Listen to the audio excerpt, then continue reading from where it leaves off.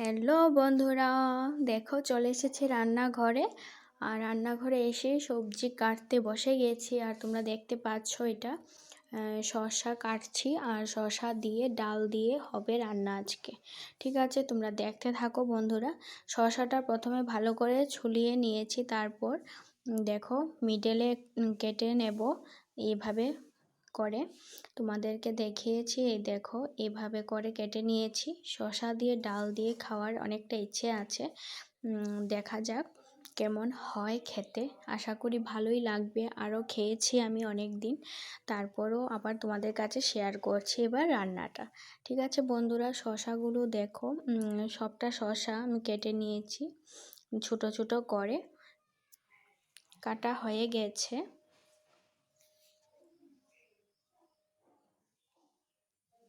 শসা দিয়ে ডাল দিয়ে তোমরাও খেয়ে দেখবে, মুগ ডাল। ওকে বন্ধুরা, দেখো শসাগুলো আমি কীরকম চাইস করে কেটেছি, বেশি বড়ও না বেশি ছোটও না, কারণ ওটা সিদ্ধ হয়ে যাবে তো ডালের মতো, তার জন্য।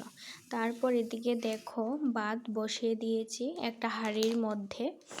দেখেছো, হাঁড়ির মধ্যে ভাত বসিয়ে দিয়েছি, ভাত হয়ে যাচ্ছে, আর বেশি সময় নেই, হয়ে যাচ্ছে আর একটু সময়, বেশি সময় নেই।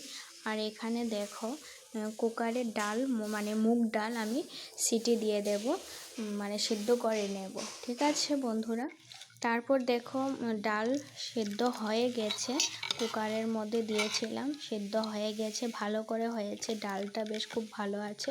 না হলে না মুগ ডাল তো বেশি সিদ্ধ হয় না, অনেক মুগ ডাল আছে সিদ্ধ হতে চায় না, খুব একটা থেকে যায়। দেখো এটা একদম আমি ঘুটিয়ে নিয়েছি, ডালটা একদম মিক্সড হয়ে গেছে। এখন কড়ার মধ্যে তেল গরম হয়ে গেছে, তার মধ্যে শুকনো মরিচ তেজপাতা দিয়ে দিয়েছি, একটু নাড়িয়ে দিয়েছি।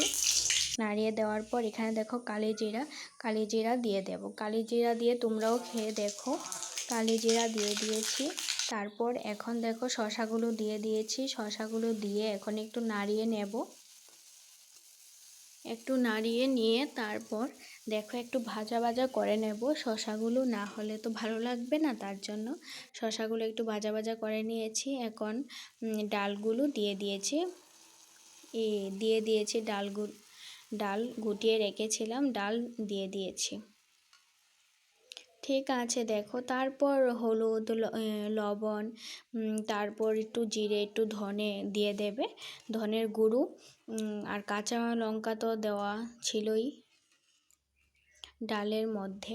ঠিক আছে বন্ধুরা, দেখে নিয়েছো আমি একটু গুটিয়ে নিয়েছি ভালো করে। আর একটু ঘন ঘন না, মুগ ডাল একটু ঘন ঘন খেতে ভালো লাগে, বেশি হালকা ভালো লাগে না। দেখো হয়ে গেছে, আর একটু আমি আদা দিয়ে দিয়েছি, আর জিরে ধনে তো দিয়েই দিয়েছি। আর দেখো লাস্টে হয়ে গেছে আমার শসার ডাল। ঠিক আছে, তোমরাও খেয়ে দেখবে কীরকম লাগে। ঠিক আছে, একটু বেশি করেই দেবে, তোমাদের পরিমাণ মতো, ঘরে কতজন মানুষ আছো বা এই না সেই না এই বুঝে দেবে। আর এইদিকে শাশুড়ি মা দেখো মিষ্টি কুমড় কেটে দিচ্ছে, হেল্প করছে, আর আমি রান্নাটা করছি। আর এখানে পাঁপড় বসিয়েছিলাম আমি কড়ার মধ্যে, লোহার কড়াইটা।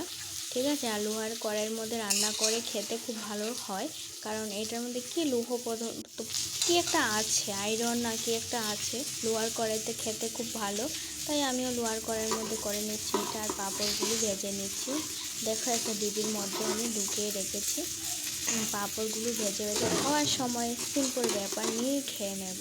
খাওয়ার সময় আবার ভাজবো তারপর খাবো, একটা অসুবিধা হয় না, তার জন্য একটা ডিবির মধ্যে আমি ঢুকিয়ে রেখে দিয়েছি, খাওয়ার সময় নিয়ে খেয়ে নেব, কোনো অসুবিধা নেই।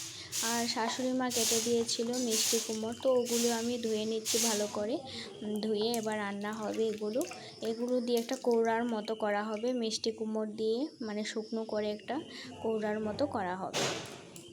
ঠিক আছে দেখো হয়ে যাচ্ছে, দেখো বন্ধুরা হয়ে গেছে। আর আমি ভিডিওটা তোমাদের কাছে দেখাতে পারিনি, ঠিক আছে, কীভাবে করেছি এভাবেই সম্বাস দিয়ে শুকনো মরিচ কাঁচা লঙ্কা জিরে ধনে হলুদ লবণ এগুলো দিয়ে আমি করেছি। ঠিক আছে বন্ধুরা, দেখো থালার মধ্যে ভাত, আর এখানে আছে সজনা পাতা, কারকুল ভাজা, ডাল, পাঁপড়, এগুলো দিয়ে এখন সকালের খাবারটা হয়ে গেছে। কেমন হয়েছে অবশ্যই জানাবে।